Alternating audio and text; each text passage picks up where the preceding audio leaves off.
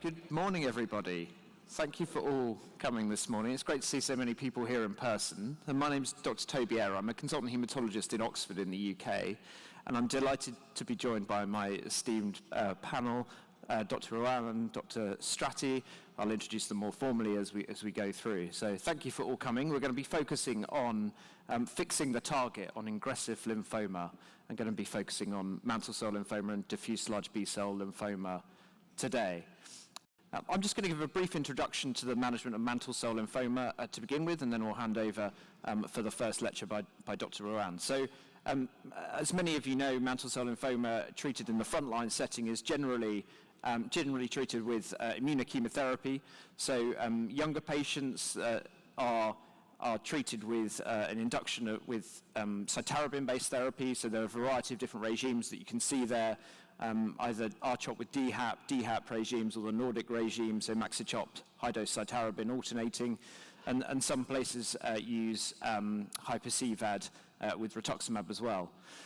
In older patients, there are a variety of regimes that are used. So you can see R-bendamustine is a commonly used regime generally in older patients.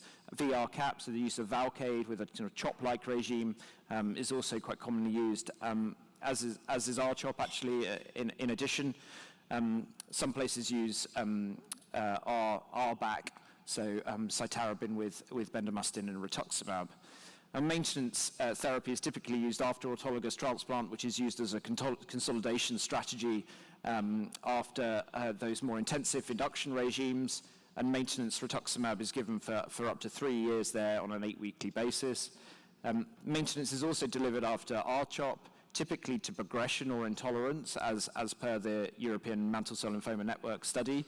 And maintenance rituximab is also supported after R-bendamustine with some compelling real-world data evidence displaying clear efficacy in that setting. It hasn't been evaluated after VR-CAP. The randomized trial versus R-CHOP didn't have R maintenance, and also the R-BAC regime has been studied without maintenance to date. So kind of unclear the role of maintenance after those two settings. But R chemo, often followed by R maintenance, is a standard frontline treatment.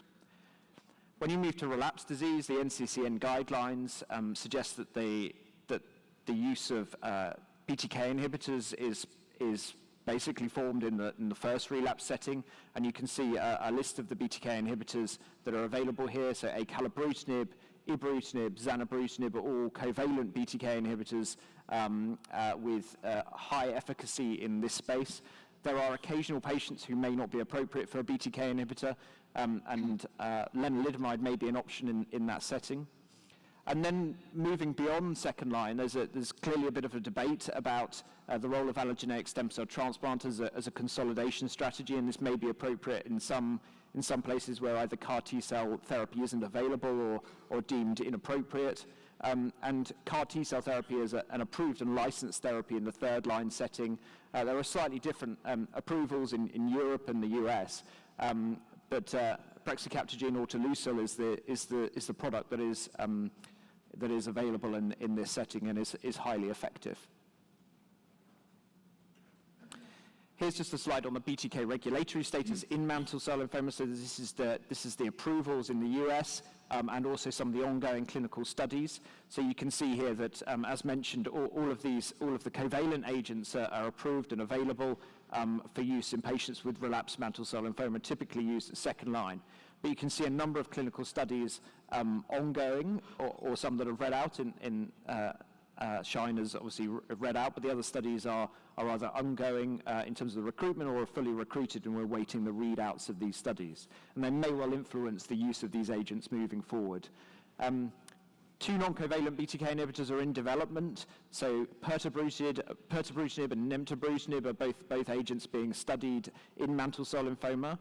There's an ongoing randomized study called the Bruin MCL 321 study, which is a superiority study comparing pirtobrutinib with investigator choice covalent BTK inhibitor, and that's enrolling at present and may influence the space at which pirtobrutinib is used in the future.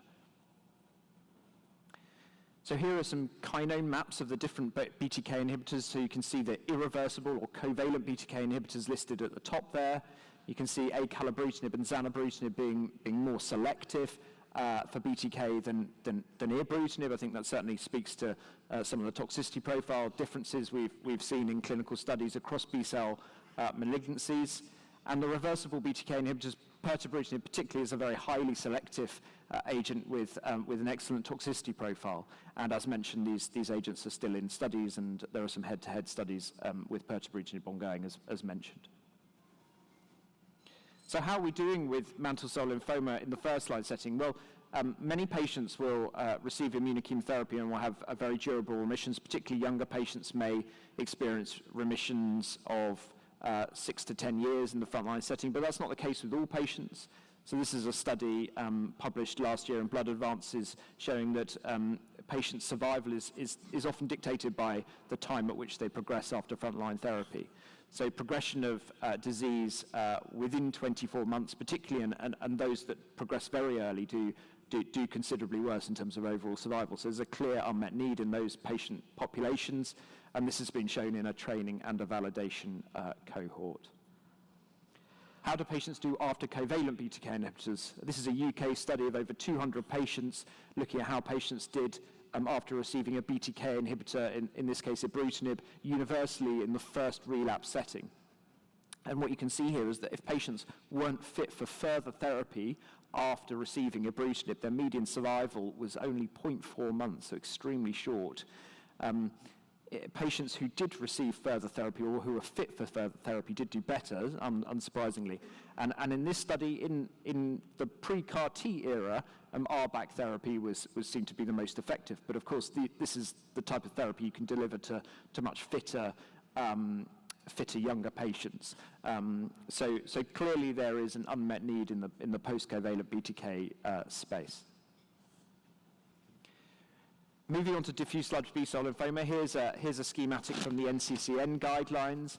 So today's topic, of course, is about targeted therapy, and there are some limited targeted therapies that are available in diffuse large B-cell lymphoma. Clearly, the field is more dominated by immunochemotherapy, CAR T-cell therapy, and perhaps the development of bispecific agents and so forth.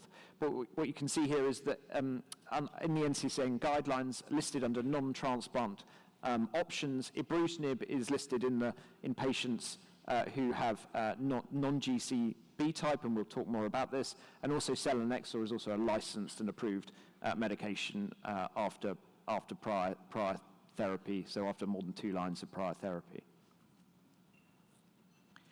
But of course, there's still work to be done in diffuse large B-cell lymphoma, so this is well-documented data from the SCHOLAR-1 study suggesting that patients have a median survival of only about 6 months following relapsed disease, and this is particularly the case in those who relapse early and those who are rituximab refractory. Okay, so that's an introduction to today's topics. We will now, in a case-based clinical consult sessions, talk about the current status and the future directions of BTK inhibitors and other targeted agents in mantle cell lymphoma. We'll then move on to looking at the potential for the expanded role of targeted agents in diffuse large B-cell lymphoma, and as mentioned, do jot down your questions. We'd love to get through as many of those as we can at the end. Without further ado, I will hand over to Professor Jia Ruan. So she's a professor of clinical medicine in the lymphoma program at Weill Cornell in New York, and I'm delighted to invite her to speak about expanding therapeutic goals in mantle cell lymphoma and further integration of targeted agents in this space. So looking forward to your talk. Thanks very much. Thank you so much, Toby, and thank you all for coming. I'm delighted to be here and reviewing the management with BTK inhibitors and beyond in mantle cell lymphoma treatment landscape. So we have those questions, and I want us to keep them in mind, and we will go back and review them after some review of our data here. So I think those are the questions, for somebody who previously was treated with therapy and had relapse, and what are the options for relapse refractory disease. Some questions to ask, after relapse, would a BTK inhibitor be the next treatment option, and which one? And would comorbidity affect the treatment choices? So I think those questions are very important because it really touched upon two important aspects to consider. One is efficacy of BTK inhibitors, and also what are those pertinent side effects, especially in the setting where chronic therapy are really the modality to go with BTK inhibitors compared with chemoimmunotherapy, which are more time limit and finite. So we would consider, certainly with our current data, the covalent BTK inhibitors are a standard second-line option to offer to our patients. And in addition, the next generation BTK inhibitors compared with the first generation, this seems to be more selective and better tolerated. And we can review those data and to see how we can apply that individually to our patient. So here is the long-term data on the first-in-class BTK inhibitor, ibrutinib, which are very familiar to you. This is really very impressive. Now we have median follow-up over 10 years, and with 370 patients that's pulled from 3 clinical trials. And as you can see here, the overall median progression-free survival for all comers is at 12.5 months. So we can say it's 1 year median progression-free survival, overall survival 26.7 months. Really, that's running out as long a mileage as possible. But certainly when you look carefully into a stratification of patients, those patients who achieve CR certainly has a better survival outcome, both in terms of progression-free survival and overall survival. In addition, if you look at when they were exposed to BTK inhibitors, for those patients who received BTK inhibitor after multiple previous lines of therapy, the median progression-free survival was less optimal at 10 months. And for those who obviously received that much earlier, you can anticipate that their mileage for their progression-free survival would be much longer. So here, that's data to be reviewed and lesson to be learned, where BTK inhibitors, perhaps if we move them closer in the early lines of relapse refractory treatment, and perhaps the outcome would be better and much longer. The next data is on acalabrutinib, which is the next generation BTK inhibitor. And this is a longer-term follow-up of the acalabrutinib single-agent data in relapse refractory mantle cell lymphoma patients. Again, here we have data now close to 3-year follow-ups, and the median progression-free survival here is at 22 months. I do want to point out that the demographics, the median prior therapy was 2 lines of therapy. So compared with the ibrutinib patient population, you can imagine that this could be including patients not as heavily previously treated compared with ibrutinib. And the overall response rate was about 80% and 40% CR, and that was very consistent from earlier report versus longer-term report. So the data looks very encouraging with the next generation acalabrutinib. And we also have data now on zanubrutinib, the other next generation BTK inhibitor, with a median follow-up close to 3 years as well. And as you can see here, the median PFS is close to 33 months, and the overall survival rate at 3 years, close to 75%.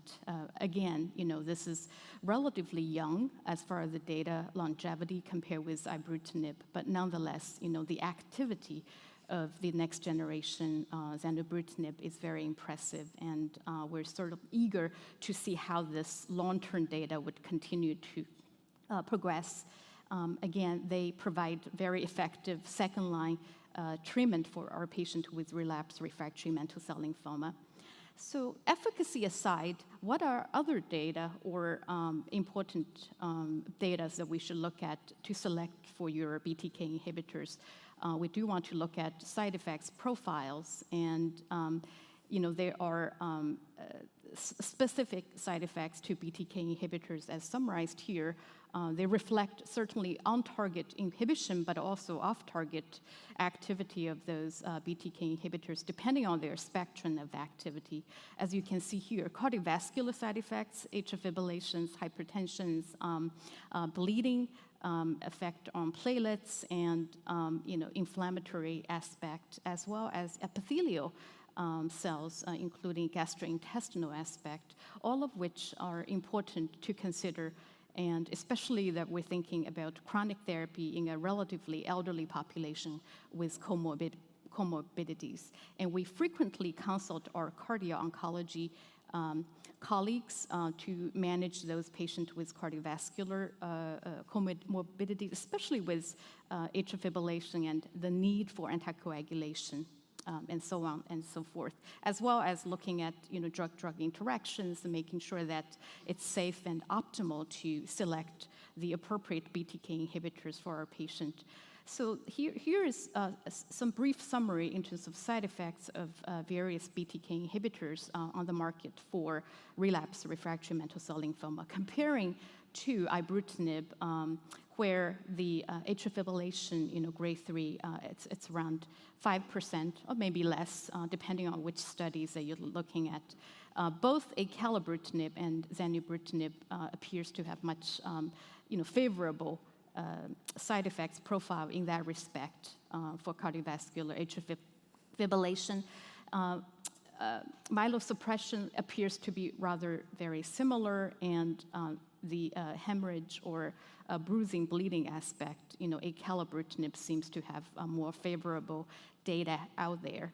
And as you can see, however, across the board, discontinuation rate due to side effects for all BTK inhibitors, they're quite low, which is rather favorable, considering we often offer this to our patients, years on end, as long as they can retain their sensitivity and response to that. It's important to remember that. And really, are there any data to actually compare BTK inhibitors, head to head? We often looking into CLL data, as they are randomized phase 3 studies that comparing BTK inhibitors next generation to the first in class. For example, this slide's looking at the Elevate relapsed refractory CLL study, where the acalabrutinib was compared with ibrutinib. Here, the AE profile was highlighted here, where you can see that the all-comer atrial fibrillation was 16% with ibrutinib, where compared to acalabrutinib, which seems to be lower at 9.4%, and this perhaps contributing to the consideration for discontinuation, which is higher in ibrutinib and lower, obviously, in the acalabrutinib. So that's something to keep in mind. But again, we don't have the data directly in patients with mantle cell lymphoma. Similarly, the Alpine study also considered a direct comparison of zanubrutinib with ibrutinib, also in the CLL population. And again, here, the AE profile of special interest was highlighted. For cardiovascular disorder, considering atrial fibrillation or maybe hypertensive episodes, ibrutinib 25% compared with 13.7% with zanubrutinib, and atrial fibrillation in particular 10% compared with 2.5%. This is certainly in a larger patient cohort and looking at CLL, but it provides some information and at least some insights when we want to consider and extrapolate into the mantle cell lymphoma population. And hopefully at some point we would have data for mantle cell lymphoma to directly compare. So what about those patients who experience intolerance, within different classes BTK inhibitors? How can we provide some guidance in that regard? So that goes back also looking at AE profiles. And here is a study where 60 patients with CLL, again, who were intolerant of ibrutinib and subsequently was provided with acalabrutinib.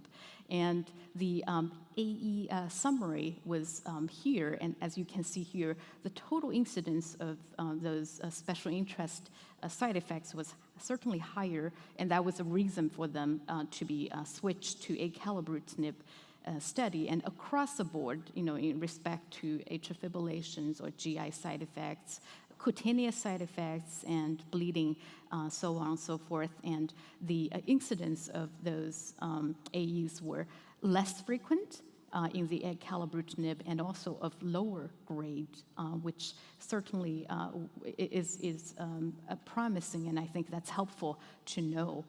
Because we oftentimes would run into that with managing patients with mantle cell lymphoma as well. And very similarly, this is another study which looked at intolerance to ibrutinib and switching to zanubrutinib, similarly in 67 patients, and compare with previous ibrutinib side effects, which is the orange bar, that the incidence on zanubrutinib was much less reduced in the green bar, as you can see here, just as a highlight information. So, for example, 70% was for ibrutinib and did not occur compared with zanubrutinib. So from here, we're moving on to the next very important question. As you know, despite this being very convenient and highly effective, in fact, and widely available to all mantle cell lymphoma patients, there's a finite efficacy duration response for BTK inhibitors sooner or later, and depending on the risk profiles and tolerance, et cetera, that many of our patients would need to sequence out of the BTK inhibitor and onto something else. So here is a scenario on the same patient. Robert initially presented, and we discussed, progressed 3 years after BR therapy and then initiated covalent BTK inhibitors. Progression of disease was noted a year later. Now the patient 69 years, and performance status reasonable but declining. So the question is, is he a candidate for CAR T therapy? And what are the options that we should consider at this very moment? And certainly, things are evolving very rapidly in mantle cell lymphoma. It's important to know what are the options, standard of care, what are the research options, and what's on the horizon. And as summarized here, CAR T-cell therapy is an approved option, and we have to also obviously consider age and performance status and applicability and feasibility. And a novel non-covalent BTK inhibitor example, pirtobrutinib, is currently in clinical trials, and certainly a very reasonable option to consider where available for those who progressed on BTK covalent inhibitors. And at this point, I think our common sense conclusion is that there's no role for additional covalent BTK inhibitor if it was very adequately tried in the past. So let's review the data for the CAR T-cell, which is quite exciting. But before that, certainly we again come back to this unmet needs real-world data, which we saw before in our introduction. And I wanted to say that there are numerous reports on the outcome for BTK progressors, and they were not very good, and overall message was very similar. And this is a UK real-world study looking at 200 patients and particularly focusing on 100 patients who progressed. And for those who did not have any option, which very realistically was 5 years ago, their outcome was very poor, that only a few months or less. And for those who were able to move on to systemic salvage therapy, clearly it's better, but it could be better, But now that we have many other options, in this slides highlight chemo immunotherapy of RBAC, which could be tailored for patients with somewhat a reduced performance status and relatively elderly with reduction of cytarabine dose. But this kind of provides a backdrop in terms of what can we go from here with the option that we have. And the other thing to keep in mind is that resistance is very common and there's similarity, but a lot of differences between CLL and mantle cell lymphoma. They just channel through different pathogenesis, signal transduction pathways, and being with mantle cell lymphoma being most similar, differently complex in that. For CLL, there's BTK-specific, mutations such as C481S mutations and PLCG2, etc. mutations. Those could happen in mantle cell lymphoma, but very, very rare. The primary resistance in mantle cell lymphoma tend to go along with cell cycle dysregulations, NF-kappa B, signal transduction, and other proliferative pathways. And for secondary resistance, importantly to know that it's all because of the genomic instability from cell cycle dysregulation, and we see very commonly TP53 mutations if sequencing capacity are feasible, and you'll be quite surprised and actually rather impressed with how frequent this could occur. So let's keep that in mind. Okay, so move on to the CAR T cell, the chimeric antigen receptor modified T cell, which is, has very much of a role to play in relapsed non-Hodgkin's lymphoma with mantle cell lymphoma included. So in the ZUMA-2 trial, which is shown here, all the patients in this study received prior BTK inhibitors, majority ibrutinib, some, I believe, acalabrutinib, with just one dose at 2 million cell infusion of the CAR T cell. And the overall response rate was over 90%, and CR rate was 67%. And the common side effects profile was as expected with cytokine release syndrome, 15%, grade 3, and neurological events at 31%. Obviously, we also expect cytopenias, sometimes can be quite prolonged, and infectious complications as well. For the management of CRS and neurological events, we oftentimes resort to tocilizumab, the anti-IL-6 antibody, and also steroids. And obviously, this requires a lot of resource and specialized center and expertise to provide the optimized treatment experience and outcome. And again, for the same study, that long-term results are now available where it could provide further guidance in terms of our selection and treatment of those patients. So as you can see here, this is a 3-year outcome. And for all comers of patients received treatment, the median PFS was 25 months, so ballpark 2 years, all comer. For those patients with CR, we're looking at 4 years, the median progression-free survival, and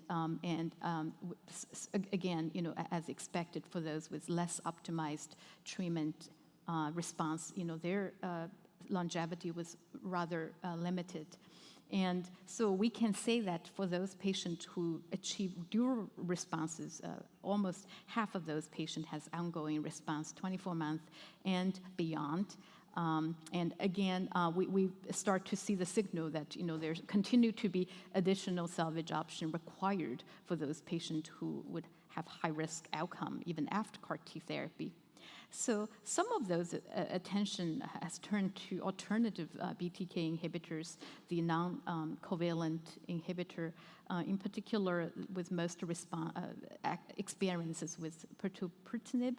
It's highly selective, as you can see here on the kinase map, and studies are ongoing for patients with CLL and also dedicated to mantle cell lymphoma and other B-cell malignancies. In this study with mantle cell lymphoma, there's majority of them had BTK previous experienced 100 patients and then 11 who had no prior experience. And their response waterfall plot is shown here. Essentially, those orange bars are people naive to BTK inhibitor, but all the blue bars are previous, either progressed or intolerant. And as you can see here, there's very good activity. The overall response rate was 51%, CR was 25% in pre-treated patients, and similar, we saw those in BTK naive and a rather small number of those patients. And that included patients who previously progressed after a stem cell transplant and CAR T therapy, and so they were not being affected by previous experience with those treatment modality. And so there is a updated poster session 4218 at this year's ASH, where after median follow-up of 12 months, the response rate stand strong at 58% and CR 20%, and median duration of response looks now to be 22 months. So as you can see, the curve seems to be rather slow and flat, which is always very good. So it will be nice to check out the details of those data. And as you know, and perhaps many of you participate in the phase 3 BRUIN study that's going to be comparing the pirtobrutinib head-to-head with other investigator choice of BTK inhibitors, and it would be very nice to have those data in hand. And in fact, not only efficacy data, but also AE data, like we said before with the covalent BTK inhibitor, that we simply just don't have those head-to-head data.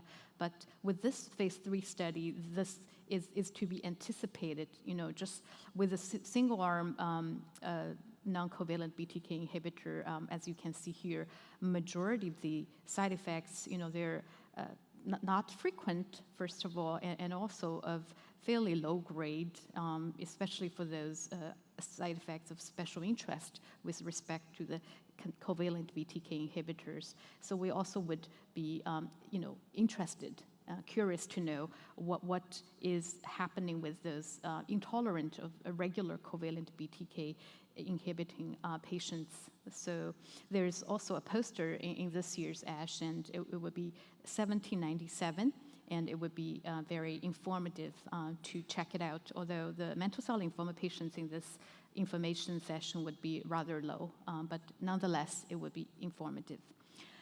So what is beyond CAR T and also non-covalent BTK inhibitors?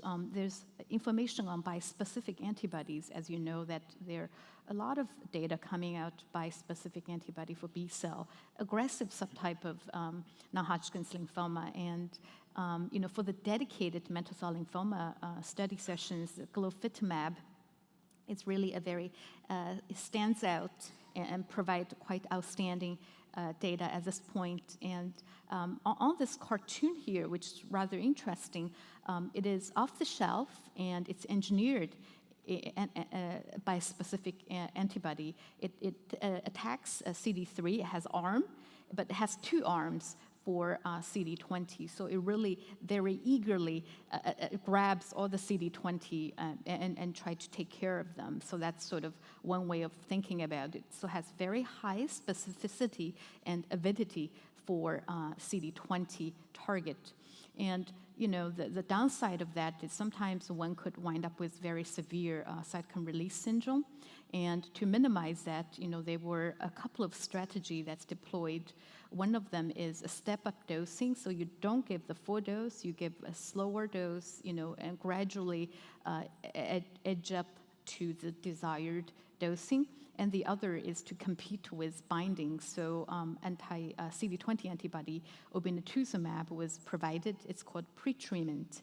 And the higher dose of pretreatment that you give, the less of the binding of the glofitamab initially to your CD20 tumor cells. So in doing so, you're slowly getting your body acclimate to this situation and to minimize the CRS, which is quite quite an endeavor and intake. So it's interesting indeed.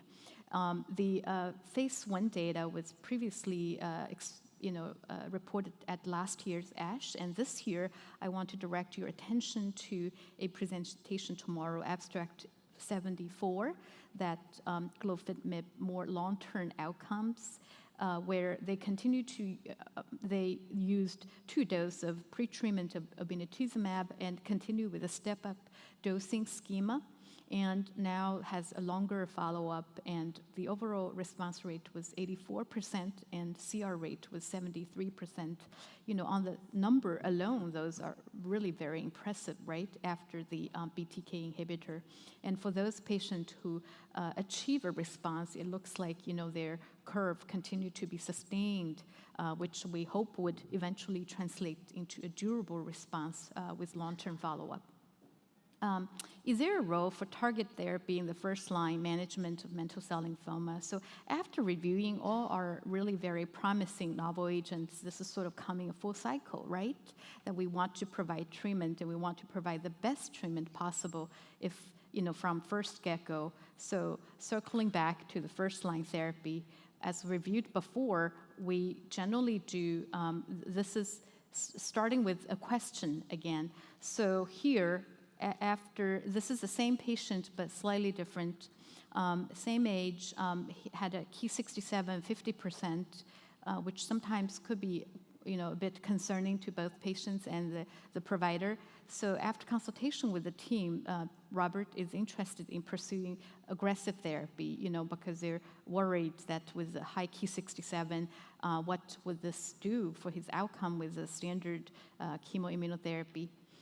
The question is, would BTK combination with chemoimmunotherapy an option?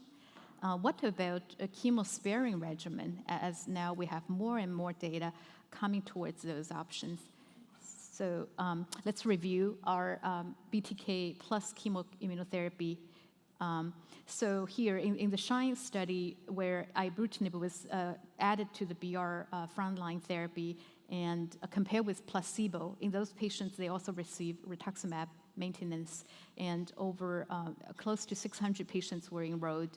As you can see here, very, very obviously, the progression-free survival separate after a year, and at median follow-up 7 years on this graph, that you have an advantage of close to 2 years for those patients who received BR plus ibrutinib versus BR alone. Keep that in mind. And looking at some safety data, so incidents were also compared and of concern, where maybe there's more discontinuation due to ibrutinib addition group, and AE was accounted for most of those discontinuation for patient in the ibrutinib and BR group. And in both form and spirit, the phase 3 ECHO study is very, very similar to the SHINE study, where the acalabrutinib will be the agent of novel BTK inhibitors to be combined with BR and rituximab maintenance, and we're awaiting for the study to complete, accrue, and mature. And this year, at this year's ASH, the Triangle study indeed addresses younger patients who are chemoimmunotherapy candidate. In those patients, there's a 3-arm, a standard arm, where it's chemoimmunotherapy plus transplant and rituximab maintenance. Here, the experimental arm, ibrutinib, was added to the R-CHOP arm of the chemotherapy induction and subsequent maintenance. Or in the third arm, they do away with transplant altogether, so replacing that. And as you can see here very briefly, and I want to encourage you to go to the plenary session on Sunday, because the detail of this study will be reviewed. But the take-home message is the addition of ibrutinib, the top 2 graph, the 2 experimental arms achieved its primary endpoint, which is progression-free survival was improved compared with the standard chemoimmunotherapy.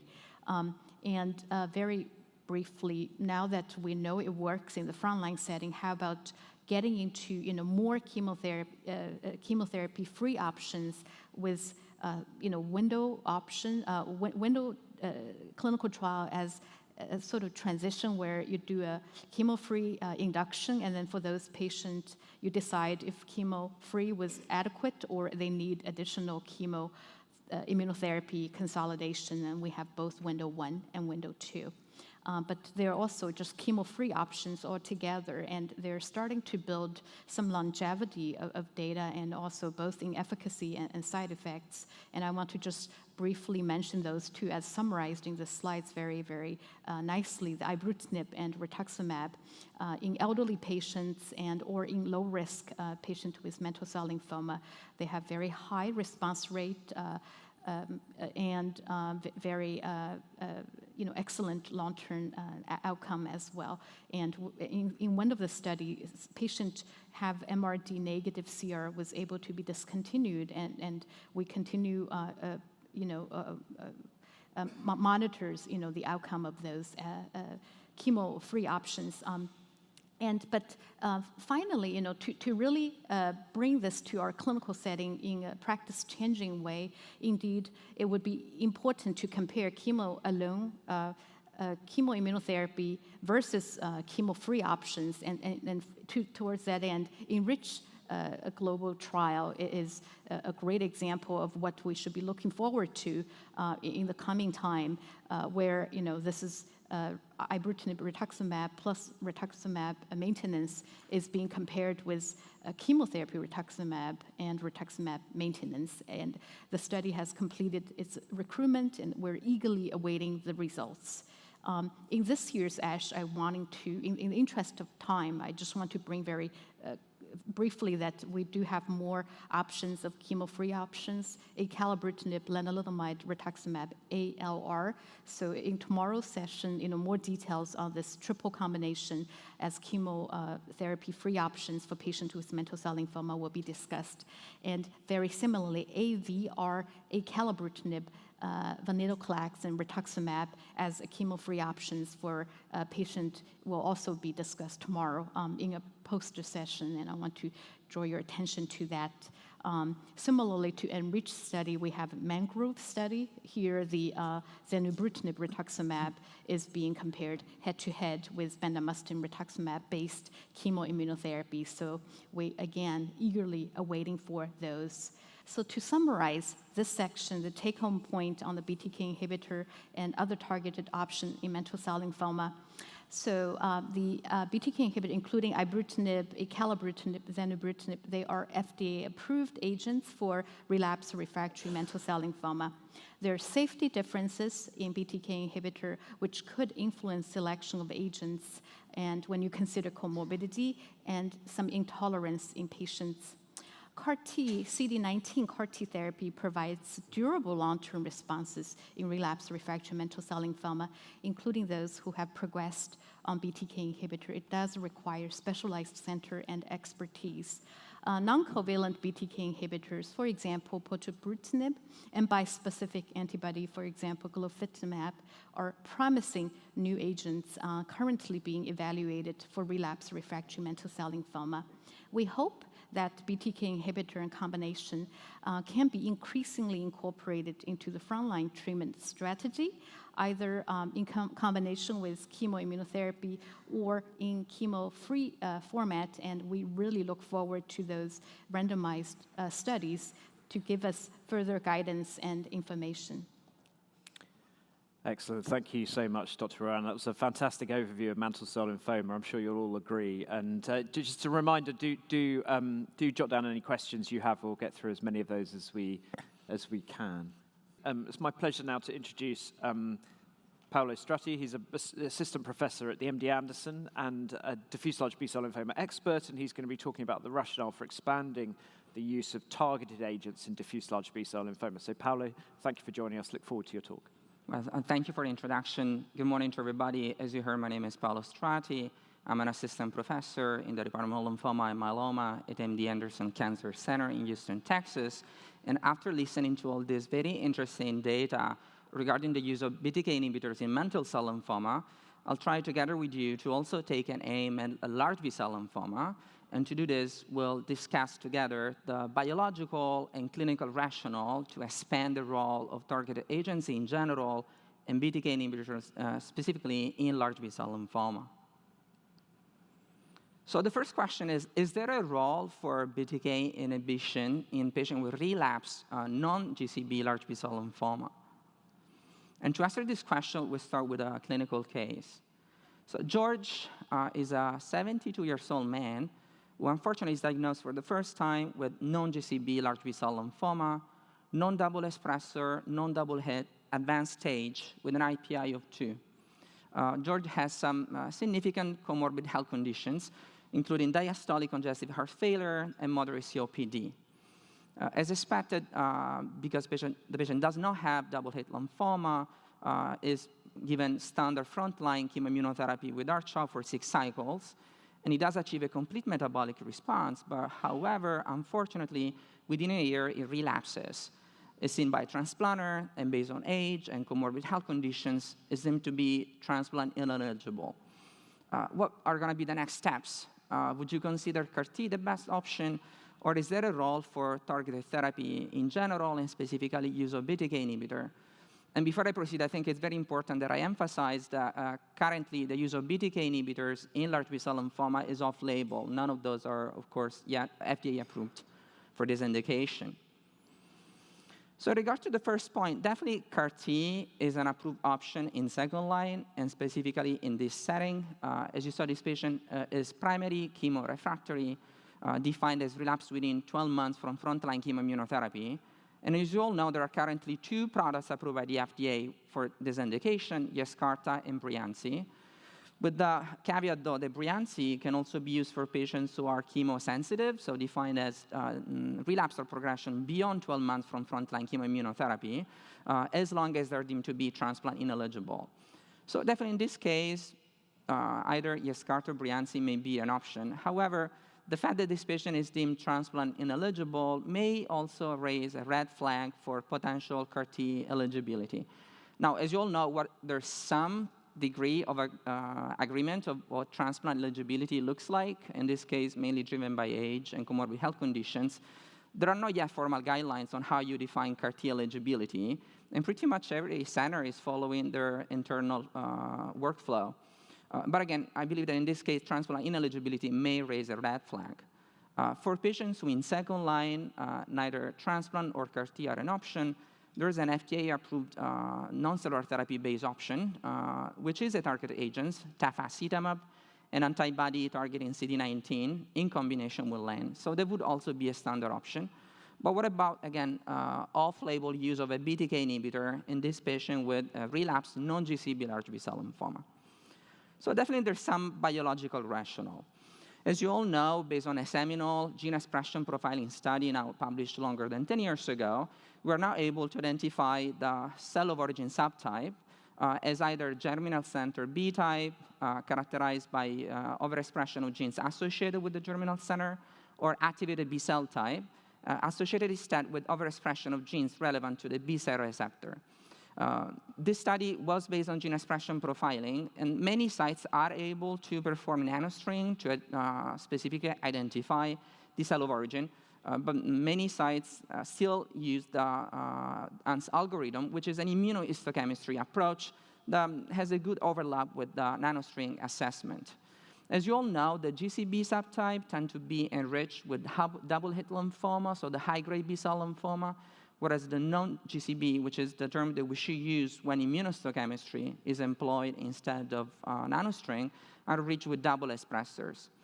Now, in the original retrospective studies, patients who had non-GCB large B-cell lymphoma tended to yield a worse outcome, but the difference between non-GCB and GCB became smaller in retrospective studies that were performed in the rituximab era, and is not as marked in the current era in ongoing prospective trials and clinical trials. Things, though, over the last few years have become even more complicated. As you all know, there have been multiple groups that have also performed more extensive genetic characterization of these genetic subtypes by performing clustering type of analysis. And overall, the ABC subgroup is shown to include multiple groups, and so to be quite heterogeneous. The main four groups are part, thanks to the new clustering characterization of the ABC subtype, are MCD, characterized by genetic aberrations in MYD88, CD79B, and BCL12, N1, characterized by aberrations in Notch1, A53, characterized by aberration in TP53, and BN2, characterized by aberration in BCL6 and Notch2. Now, clearly, based on this, and this data will be very relevant to better understand specific response to BTK inhibitors in the next few slides, there's a strong biological rationale to trying to employ BTK inhibitors in patients with large B-cell lymphoma, ABC or non-GCB subtype. So the first clinical evidence was provided now almost 10 years ago by Dr. Wilson at the NIH with a phase 1 study that included overall 80 patients with relapsed refractory non-GCB large B-cell lymphoma. In these patients, in a subgroup, it was possible to also provide further characterization of cell of origin through nanostring. Overall, 38 patients showed to have ABC subtype and 20 patients GCB subtype. And very clearly, in this study, patients who had ABC large B-cell lymphoma had a higher response rate as compared to those who had GCB, with a 37% response rate as compared to only 5%. Of interest, which is relevant to what we just discussed regarding the specific subtypes that we can now identify within ABC with newer clustering classifications, those who had MYD88 mutation that points to an MCD subgroup seem to have the highest responses at as high as 55%. And this also, as you can see from this slide, translated into better overall survival with a median OS of 10 months for the ABC subtype as compared to only 3 months for the GCB subtype. Now, we know that there's a very rare type of large B-cell lymphoma, which is primary CNS lymphoma, but also primary vitreoretinal, that tends to be almost invariably of ABC subtype and enhancedly enriched with MYD88 and CD79B mutation. So a lot of biological rationale to also test BTK inhibition in this subtype. And this was done by Dr. Leonakis now 5 years ago in a phase 1 study where ibrutinib was given as a lead-in monotherapy before adding a more standard chemotherapy, in this case with dose-adjusted TEDAR. Only 18 patients were included in this kind of proof of concept phase 1b study, but the clinical benefit was very meaningful. As you can see here, almost everybody, 94% of patients had a tumor reduction, and 86% once chemotherapy was added to ibrutinib were able to achieve a complete response. So quite impressive for such an aggressive entity. Based on this phase 1 study, where, of course, patients with MYD88 or CD79B mutations were very responsive, there was a subsequent phase 2 study where ibrutinib was used as a single agent in patients with either primary CNS lymphoma or vitreoretinal subtype. 44 patients were included in this study, and also in this case, the disease control was quite meaningful, was observed in 70% of patients, and 90% of patients were able to achieve a complete response. That may sound not impressive, but it's actually a quite good achievement in patients who have a very aggressive disease with pretty much otherwise no treatment options left. One thing that I need to emphasize about actually both studies, both the phase 1b and the phase 2 that you just saw, is that there were some cases of pulmonary aspergillosis that happened, and some of them were actually life-threatening. This is most likely due to the fact that a non-specific BTK inhibition, such as that provided by ibrutinib, can result through mechanisms that are not yet fully understood in macrophage impairment. And as a consequence, there's no good clearance of granulomatous infections, such as fungal infections. So that can be very relevant when ibrutinib is used at high dose, like 560 milligrams, as we typically do for CNS lymphoma and sometimes for large B-cell lymphoma, particularly in patients like primary CNS lymphoma patients where we use a lot of corticosteroids. So, of course, the perfect storm in there. Due to the concerns around safety, we use of ibrutinib large B-cell lymphoma. The next step, as you saw also in the mantle cell lymphoma part of this presentation, was to try to use instead more specific BTK inhibitors, such as acalabrutinib. This is a study that I had the honor to lead with many other investigators between US and Europe. It's a phase 1 study where we looked into the use of single agent acalabrutinib for patients with relapsed non-GCB large B-cell lymphoma. I'm emphasizing non-GCB large B-cell lymphoma because to be able to be eligible for this study, patients needed just to meet this immunohistochemistry-based criterion, but then subsequently, as you will see in the next few slides, there was a central review of tissue to further characterize also through nanostring the cell of origin, and you will see some interesting data. So as a first step, we looked into, of course, safety in this phase 1 study. And as expected, we didn't see as many adverse events as you would have instead expected with less specific BTK inhibitors.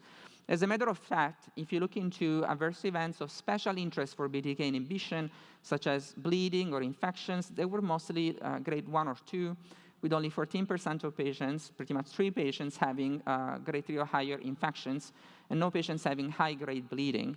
And there were no cases at all, though of course the study was small, only 21 patients, of atrial fibrillation, hypertension, or TLS. And most importantly, we didn't see any signal concerning for impairment of macrophage function and hence decreased clearance of granulomatous infections such as fungal infection in this study. Efficacy data were not allegedly as impressive as you also saw in, with the use of ibrutinib as a single agent. Response rate was 24%, and median PFS was 2 months. However, there were some long-term responders, and actually the first patient that you see here is a patient at MD Anderson who 6 years later is still in CR. She's been seen in clinic a couple of months ago. So we try to further characterize these long-term responders and see if there's any biological signal in there. They may help us to better identify patients for future trials. So of interest, where we centrally reviewed these cases, some of the patients who had long-term response, including the patient who is now still in CR 6 years later, actually had a GCB subtype. This speaks to the fact that cell of origin characterization through gene expression profiling is not perfect, as we already actually learned over the last few years with the newer cluster classifications. One thing that I also want to emphasize is that of interest, some of the long-term responders with morphological characterization, that of course is not as sensitive as genetic analysis, presented T-cell-rich histiocyte large B-cell lymphoma. And there are also some case reports showing that BTK inhibition can be very active in this rare and very aggressive large B-cell lymphoma subtype. Now, I believe this is very relevant. As you all know, T-cell-rich histiocyte large B-cell lymphoma tends to be chemorefractory, transplant refractory, and recently there have been data published on blood showing that it's also CAR-T refractory. So probably we should try to investigate further the role of BTK inhibition in this very aggressive, rare entity. Now, you see that use of single-agent BTK inhibition, though safe, is not that effective for relapsed refractory large B-cell lymphoma. So we should probably try to combine it with something else that, based, of course, on a biological rationale, that may provide further activity. As you all know, while the B-cell receptor is hyperactivated in patients who have non-GCB large B-cell lymphoma, downstream this also translates into hyperactivation of NF-kappa B pathway, and lenalidomide, an oral immunomodulatory agent, can target the same pathway. And there are preclinical data also from other lymphoma models, including CLL or mantle cell lymphoma, showing that this combination can be synergistic. So Dr. Goy, now almost 4 years ago, decided to look into this combination, ibrutinib and R-square, in a phase 1 study where patients who had large B-cell lymphoma who relapsed after at least 1 line of systemic therapy and deemed to be transplant ineligible, like George, the patient from our clinical case, were included. As you can see, the efficacy data are way more impressive than single-agent ibrutinib. In response-evaluable patients, overall response rate was 44%, with a complete response rate of 28%. However, when we focus on patients who had non-GCB subtype, response rate was 65%, and complete response rate 41%. That I believe is quite impressive in such an aggressive condition. And the median response duration, as you can see, was 16 months. Again, this is a population that before CAR-T introduction didn't really have much treatment options. Now, we are trying to further explore the possibility to combine BTK inhibitors with other treatments, and you will see this here at ASH the results of a phase 2 trial trying to combine acalabrutinib, so a second-generation safer BTK inhibitor, with RICE, standard platinum-based second-line regimen for patients with large B-cell lymphoma who relapsed after frontline treatment. 2 cohorts were included in this study, and you will hear ASH only about cohort A. That was the cohort transplant eligible. Data for cohort B, the transplant ineligible patient, hopefully will be presented in the next couple of years. But as you will see, 19 patients overall have received RICE plus Acala in second line. And the primary endpoint, there was a complete response higher than 50% was met, with a complete response of 53% and an overall response rate of 74%. Most importantly, 68% of patients for whom transplant was planned were able to proceed with autologous transplant. And hopefully we'll hear more about long-term follow-up in the next few months. Adverse events with RICE plus Acala didn't seem to be any worse than we would expect with RICE alone, as we could have expected also based on the very good safety profile of Acala as a single agent. So sounds like we may be able to use BTK inhibitors for patients who have relapsed refractory non-GCB large B-cell lymphoma. But what about using for patients who are previously untreated? Is there any room for using it either as a single agent or in combination? So to answer this question, again, we'll look into a clinical case. Mark is a young patient, 57-year-old, that presents, unfortunately, with a new diagnosis of non-GCB large B-cell lymphoma. Very favorable biological features, non-double expressor, non-double hit, the advanced stage with IPI of 1. Is very healthy, very good performance status. And as such, he wants to try to be as aggressive as possible and give himself the highest possible chance of cure. So what should be the next step? Should we just offer R-CHOP, or is there a role for the addition of targeted treatments or BTK inhibitors in this case? Of course, within clinical trials, to which sounds like this patient is open. So currently, for this patient who doesn't have double-hit lymphoma, of course, the standard approach is represented by R-CHOP, though it may not hold true in Europe, where, as you all know, over the last few months, the EMA has approved the use of POLA in combination with R-CHOP, based on the POLARIX study, for all patients with large B-cell lymphoma. Though of interest in all studies looking into use of POLA, most likely due to inhibition of CD79B, of course, relevant to the B-cell receptor, there's, in post-hoc analysis, evidence for a better activity in non-GCB subtype. So this patient may benefit in the US of off-label use of POLA R-CHOP. But what about trying to enroll this patient into a trial where we add a BTK inhibitor to chemoimmunotherapy? Is there any data to back up this type of decision?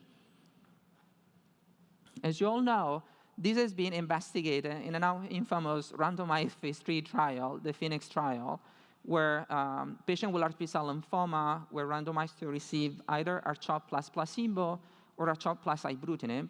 And unfortunately, the primary endpoint of prolonged event-free survival wasn't met. However, in a pre-planned analysis investigating the interaction between age and possibility to deliver full 6 cycles of R-CHOP, there was clearly an influence of age on how treatment was delivered. As a matter of fact, while there was no difference in EFS or overall survival for patients who were older, this seemed to be due to the fact that these patients tended to have more adverse events with the addition of ibrutinib to R-CHOP and were unable to receive the full 6 cycles of treatment. But when we limited the analysis, and again, this was a post-hoc but pre-planned analysis to patients who were younger than 60, there was a significant prolongation in event-free survival for patients who received R-CHOP plus ibrutinib as compared to R-CHOP plus placebo, and even a longer overall survival that you have to admit is not something that we typically see in large B-cell lymphoma trials. Of course, the primary endpoint wasn't met, though this wasn't enough to convince the FDA to get this approved. Over the last few years, we have trying to understand if there was any biomarker that would help us to even better identify patients who may benefit from this strategy beyond non-GCB subtype and young age. And so Dr. Wilson has characterized a subgroup of patients who were treated within the Phoenix study by applying the newer genetic classifications. And what he was able to see is that 2 of the 4 subgroups that I showed you before, MCD and N1, seem to be associated with better response to R-CHOP plus ibrutinib. And as you saw before, these are groups enriched in genetic aberrations in MYD88, CD79B, BCL12, and as for N1 in Notch1. Now, we're still, though, combining BTK inhibitors to chemo, but can we use BTK inhibitors to try to minimize use of chemo as much as possible, though currently is not a standard approach. So this has been tried by Dr. Weston with the SMART STAR study, where he used ibrutinib plus R² as a lead-in of 2 cycles, and patients were subsequently restaged, and in case of CR or PR, received the subsequent cycles of chemotherapy with R-CHOP or EPOCH based on double hit status. Of interest in this study, as you can see, after only 2 cycles of chemotherapy-free approach, 86% of patients had a response, with a complete response of 36%, but the complete response rate with the addition of chemotherapy went up to 95% at the end of treatment. And the median PFS and overall survival at 2 years were higher than 90%. Of interest in this study, some patients decided to actually withhold chemo after the 2 cycles of IR², and some of them are still in complete response and follow our center. So there's some data to suggest that maybe eventually we may completely get rid of chemotherapy. And actually, Dr. Weston is now trying to do that, not only by starting smartly, but also by stopping smartly. So what he's currently doing in this study, which is still ongoing, so I have no data to present, is using still a BTK inhibitor, though a safer BTK inhibitor such as Acala, combined with still R², but also tafasitamab, the anti-CD19 antibody, for 4 cycles. And then patients who are in CR will receive subsequently only 2 cycles of R-CHOP. If in this first stage of the study, the primary endpoint of efficacy will be met, in the second stage, those who are in CR after 4 cycles of Ultra will only receive biological therapy. So this is really the first trial challenging the paradigm that R-CHOP is here to stay and never leave, which is a paradigm in which I don't believe either. So hopefully we'll hear more about this in the next couple of years. The data that you heard before from the Phoenix trial, as you heard, were unsuccessful mainly due to the non-specific BTK inhibition provided by ibrutinib and the subsequent toxicity and inability to deliver 6 full cycles of R-CHOP plus BTK inhibitor. As a consequence, and you will hear about this ASH this year, we're now trying to combine Acala instead to R-CHOP. This is a phase 1/2 trial called the ACCEPT trial. As you can see, 38 patients have been enrolled overall. The dose of 100 milligram BID has been identified as the recommended phase 2 dose in the first 7 patients. And as you all know, this is the standard dose of Acala in other conditions. And now this has been added to R-CHOP. And in those who received the recommended phase 2 dose of Acala, the response rate was 96%, with 79% achieving a complete response. So quite impressive. And based on this, now this is moving to a Phoenix-like randomized phase 3 trial called the Escalade, where a patient will be randomized to receive R-CHOP plus placebo or R-CHOP plus Acala. And again, hopefully we'll hear about results of this trial in the next few years. Now, very limited time left. I'll try to very quickly discuss whether we can use targeted agents for patients who relapse after CAR-T. And again, we'll do this with a clinical trial. This is a patient, a young patient with large B-cell lymphoma, very typical scenario, double-hit lymphoma, so a more aggressive lymphoma, receives R-CHOP, relapses, second-line Pola-BR, that, as you all know, is not formally FDA approved in second-line, but can be used based on NCCN guidelines for those who have double-hit subtype. Doesn't work, receives Axi-cel, and then, unfortunately, relapses after Axi-cel. So what can we do for this patient? Is there a role for targeted agents after CAR-T? Currently, as you all know, there are 4 products approved by the FDA in third line or beyond. 2 of them target CD19, Lonca-T and Tafa in combination with LAN. 1 targets XPO1, selinexor, and then in this case, polatuzumab targeting CD79B has already been employed. Of course, clinical trials are always the preferred option for patients who relapse after CAR-T, and we'll talk more about that. But this remains an unmet need. There's no standard treatment, and we don't really know what's the best approach for patients in whom cellular therapy doesn't work. So we already went through this. These are standard treatment options, But is there any data, either from pivotal trials or real world, that back up their use after CAR T? Of all the pivotal trials that have brought to the approval of these 4 agents, only one, the LOTIS-2, allowed previous exposure to CAR T. So we only have data about long CAR T in pivotal trials after CAR T. And in only 13 patients received long CAR T after CAR T in the LOTIS-2. The response rate was similar to the larger population, close to 40–50%, but the complete response rate was quite low, around 14%, and with very short median PFS. So really, we need to utilize as much as possible real-world data to understand how these agents can be used after CAR T. In this multi-center retrospective study, we looked into use of POLA, with or without BR after CAR T. As you can see, the complete response rate was also quite low, but most importantly, median PFS and overall survival were in the order of weeks. So POLA doesn't seem to be that effective after CAR T. There are not really real-world data regarding use of selinexor, a targeted agents, after CAR T, but at ASH this year, you will hear some data from the Mayo Clinic looking into use of, again, long CAR T or TAFA after CAR T. It's a small sample size, 41 patients, but also in this case, median PFS and overall survival are not too impressive. So really, the take-home message is that while we have standard options available and all of them are biological and targeted, they don't seem to be very effective, and it's very important to offer clinical trials for those who can be eligible. The issue, though, this is a very interesting publication from Dr. Becerra and Mayo on blood advances from a couple of months ago, is that more than half of patients are unable to access clinical trials after CAR T. And this study was specific to ability to access glofitamab, one of the newer bispecific engaging CD3 and CD20. And the main reason was cytopenia. As you all know, 30% of patients with large B-cell lymphoma will develop very persistent and severe cytopenia after CAR T. We are trying to understand what the biological mechanisms are.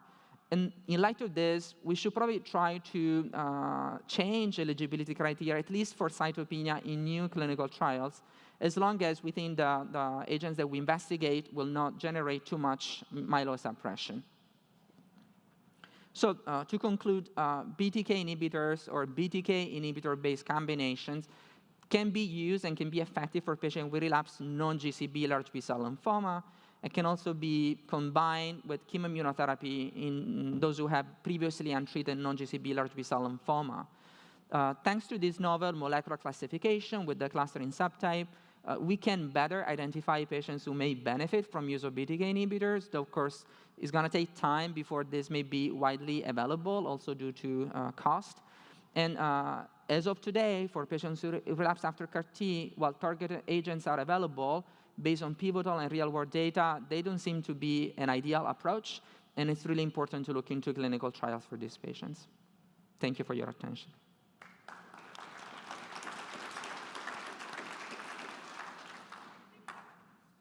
Excellent. Well, thank you so much for that great overview.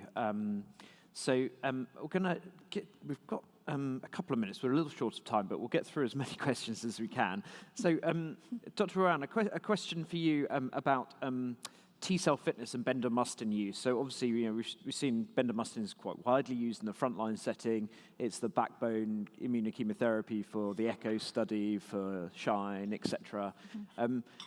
How do you view frontline bendamustine use in light of the recent data we've seen from ZUMA-2 about T-cell fitness for bendamustine use within a reasonably short time before CAR T-cell therapy? Does that change your strategy in the frontline setting or not?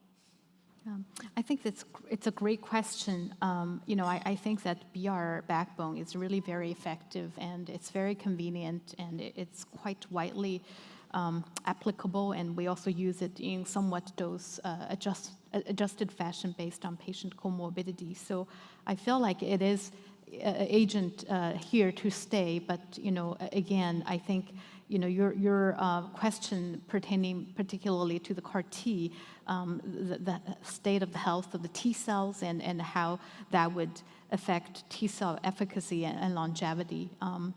I think that in our own clinical practice, we certainly haven't, by standard of care, adopted SHINE type of format where BTK inhibitor is used in conjunction with BR. We generally would use chemoimmunotherapy such as BR initially, and then you can certainly sequence with BTK inhibitor. In doing so, clearly you have a break or rest, and hopefully allow some T cell recovery, and we also in case where there is need for CAR T, we certainly want to have somewhat of a lapse between the use of bendamustine-based chemotherapy and then harvest, at least the harvest part of your T cells. So I think it does become somewhat technically needs to be mindful about it. Also that now that a lot of things wanting to be used in combination as opposed to be sequencing. So I think it's a very important question. I don't know if we have a clear, definitive answer on that. Sure. And if I can add one thing, I think that also timing is key. There have been some retrospective data from ZUMA-2 presented at ASCO this year, showing that based on the window of infusion of bendamustine and CAR T infusion, the effect may actually change. So it sounds like the sweet spot may be around 6 months. So we try to avoid as much as possible exposure to bendamustine within the time frame. We try to do the same in large B-cell lymphoma. As you'll know, polatuzumab, which is a very common bridging therapy before CAR T, is formally approved in combination with BR. But definitely, I would say majority of us drop the bendamustine if within the 6 months from the CAR T infusion window. Okay. There's a question here about BTKs being used as a bridge for CAR T and mantle cell lymphoma. So I'll just briefly answer that. I think if you've got a patient progressing on a BTK inhibitor who's got low volume disease and they're CAR T cell suitable, then I think absolutely it's a very reasonable strategy. It was used in ZUMA-2.